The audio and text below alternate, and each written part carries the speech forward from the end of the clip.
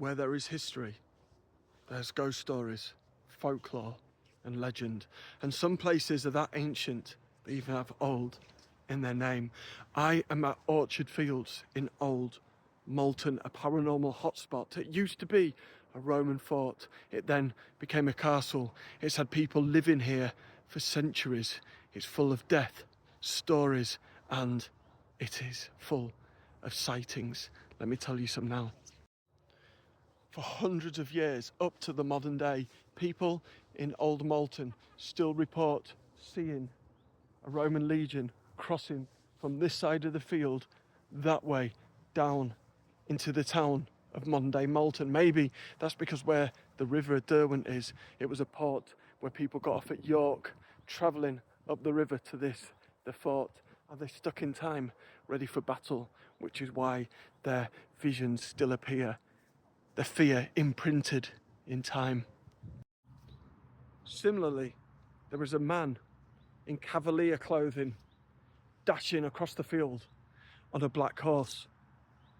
What makes this person different? Some of you might say, what if it's a man in fancy dress? Well, he doesn't have his head. These ancient trees tell tales of a grey lady, of course. There's always a grey lady wherever there's a castle.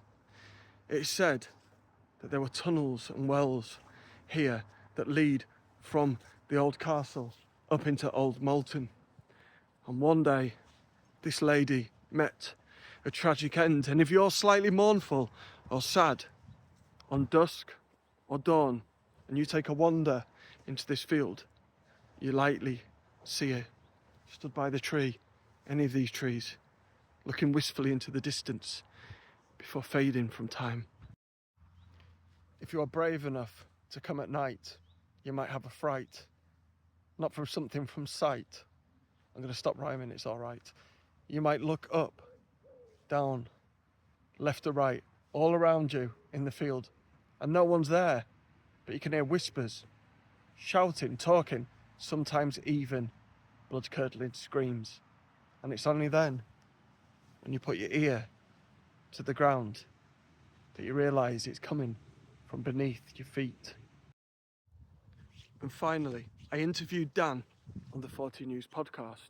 We've been in this field at night, taking a nice little stroll on the evening.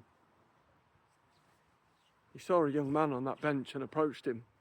As he approached him, he vanished. I'm a headless horseman!